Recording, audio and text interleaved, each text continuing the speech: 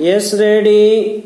110 शब्द प्रति minute start. इतना निवेदन करने के बाद अब मैं श्रम विभाग की जो रिपोर्ट है उसकी एक मद की ओर तुरंत आ जाता हूँ। जैसा कि पहले मैंने कहा, मैं समझता हूँ कि हमारे इस श्रम विभाग का महत्व दिन प्रतिदिन बढ़ेगा। बहुत से प्रश्न हैं जिनकी तरफ आपका ध्यान भी नहीं है, उन प्रश्नों को आपको लेना पड़ेगा। आज आपका श्रम विभाग अधिकतर औद्योगिक श्रमिकों की ओर ध्यान दे रहा है। अभी हमारे माननीय सदस्य ने तो खेतीहर मजदूरों की दशा सुधारने की ओर भी आपका ध्यान दिलाया था और बतलाया था कि आज उनकी कैसी खराब हालत हो रही है।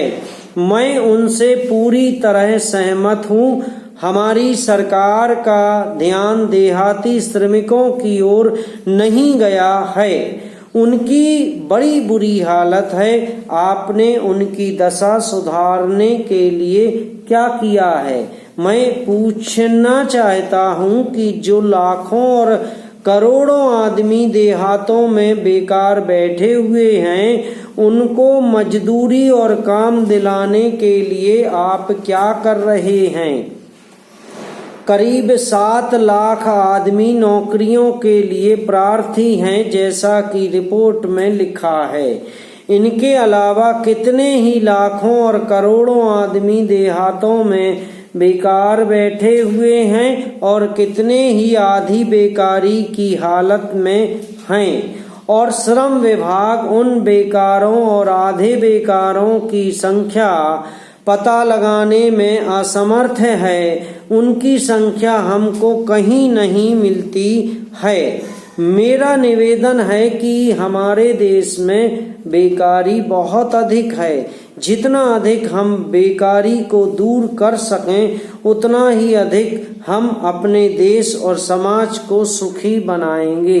इस कार्य में आपका और आपके विभाग का दायित्व बहुत अधिक है। जो भी नया काम आरंभ होता है उसका दायित्व श्रम विभाग पर रहता है। वे उसके मालिक नहीं, बल्कि धन जनता की भलाई के लिए खर्च होना चाहिए। उन्होंने इस भावना को देश की जनता तक पहुंचाने में बड़ा प्रयत्न किया और उसी विचारधारा को लेकर विनोबा जी ने सारे देश में एक नई हलचल पैदा कर दी। पैरा महोदय, जब तक अहिंदी भाषी हिंदी को हृदय से स्वीकार नहीं करते, तब तक वह राष्ट्रभाषा का स्थान नहीं पा सकती। और यह तभी हो सकता है जब वे यह समझें कि इसमें उनका भी योगदान है और उन्होंने इससे केवल लिया ही नहीं बल्कि इसे कुछ दिया भी है और उन पर कोई दूसरी भाषा लादी नहीं गई है, बल्कि यह उनकी ही भाषा है।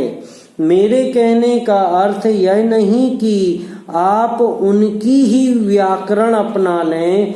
इसका अर्थ यही है कि आप उदारता पूर्वक जितना ले सकते हैं ले लें। भाषा इसी प्रकार बन सकती है। यह भी आवश्यक नहीं है कि उसको स्वीकार करने पर आप वही लिखना आरंभ कर दें, परंतु जो वे लिखें उसको आप गलत ना समझें। आज किसी भी भाषा का रूप वही नहीं है जो उसके प्रारंभिक काल में था। उसमें हेर फेर होता रहता है।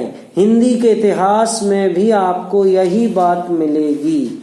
मैं हिंदी का कोई विद्वान नहीं हूँ, पर मैं अपने अनुभव से कह सकता हूँ कि उसमें पिछले 500-600 वर्षों में बहुत अंतर पड़ा है तथा पहले की और आज की हिंदी में काफी अंतर है। इसलिए नव युग में जब वह देश की भाषा बनने जा रही है तो उसमें थोड़ा अंतर करना भी पड़े तो वह स्वीकार कर लेना चाहिए, जिससे उसका अन्य प्रदेशों के लोगों के साथ मेल बैठ जाए। समाप्त।